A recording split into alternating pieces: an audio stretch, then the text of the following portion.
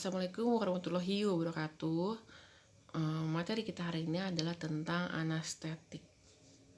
Oke, sebelum kita lanjut ke materi utamanya, kita lihat dulu sejarahnya. Pertama kali ditemukan oleh Oliver Wendell Holmes pada tahun 1846. Asal kata anestesi yaitu adalah pembiusan, berasal dari kata Yunani an, tidak, tampak, dan aesthetos, persepsi, kemampuan untuk merasa. Berarti suatu tindakan menghilangkan rasa sakit ketika melakukan pembedahan dan prosedur lainnya yang menimbulkan rasa sakit pada tubuh. Obat yang digunakan dalam menemukan anestesi disebut sebagai anestetik. Dalam kelompok ini dibedakan menjadi dua bagian, anestetik umum dan anestetik lokal. Umum ini berarti biasanya sampai menghilangkan kesadaran. Lokal hanya menghilangkan rasa sakit di daerah tempat aja.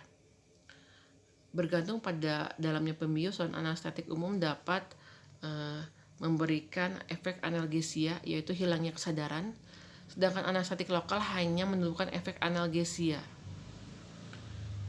Anestesi umum bekerja di susunan saraf pusat, sedangkan anestetik lokal bekerja langsung pada perserabut saraf kapiler.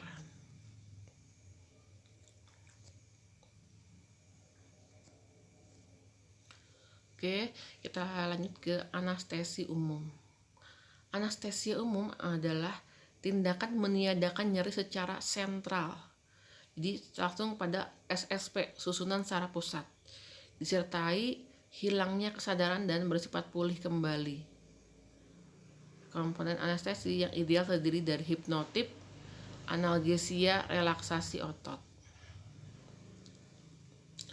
Tanda-tanda dan tingkat anestesi dapat dibagi menjadi 4 tahap. Pertama adalah tahap analgesia, ditandai dengan berkurangnya respon terhadap nyeri, perasaan enak, euforia, dan hilangnya kesadaran. Tahap 2 adalah delirium,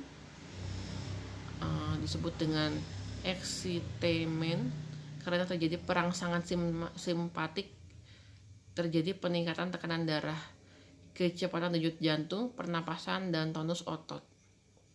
Yang ketiga adalah fase tindakan pembedahan dilangsungkan. Dalam tahap ini terjadi depresi SSP yang dalam. Terapi fungsi jantung dan pernapasan kembali normal disertai efek spinal terhambat oleh otot skelet relaksasi. Fase 4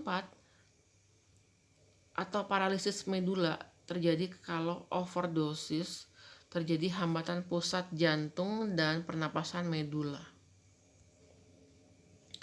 Penggolongan inhalasi yang digunakan untuk anestesi pertama adalah anestesi inhalasi, terdiri dari halotan, enfluran, isofluran, dan sevofluran.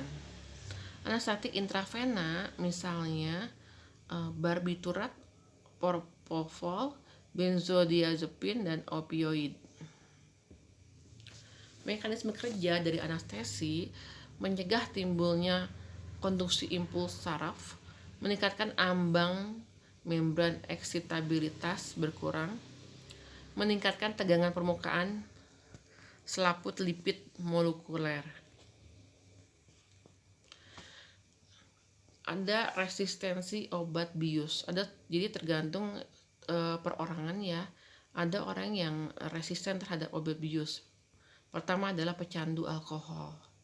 Yang kedua adalah pengguna obat psikotropika seperti morfin, ekstasi, dan lain-lain. Yang ketiga adalah pengguna obat analgesik. Untuk orang-orang tertentu mungkin memerlukan dosis yang lebih tinggi ya, terutama orang yang masuk kategori 3 ini memerlukan dosis yang lebih tinggi karena mereka mempunyai resistensi obat bius. Berikut ini adalah agar obat bius optimal dan aman. Pertama, menghentikan penggunaan obat analgetik paling tidak 1-2 hari. Menghentikan konsumsi obat-obatan yang berefek pada saraf pusat seperti morfin, barbiturat, dan lain-lain. Paling tidak 1-3 hari sebelum anestesi dilakukan. Berhenti mengonsumsi alkohol paling tidak 2 minggu sebelum penggunaan anestesi. Berhenti merokok setidaknya 2 minggu sebelum anestesi dilakukan.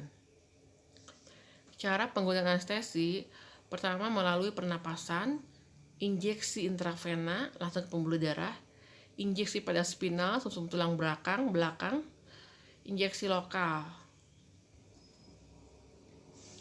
Tipe anestesi, pembiusan total, hilangnya kesadaran total. Pembiusan lokal, hilangnya rasa pada daerah tertentu saja, ya misalnya ada operasi kecil di bagian gigi atau bagian kaki karena ada yang luka atau harus dijahit ya. Pembiusan regional, hilangnya rasa atau bagian yang lebih luas dari tubuh oleh blokade selektif pada jaringan spinal atau saraf yang berhubungan dengan saraf tertentu. Oke, sampai sini saja materi dari saya. Ibu harap kalian mempelajari dan menyimak ya agar dapat mengerjakan latihannya dengan baik. Assalamualaikum warahmatullahi wabarakatuh.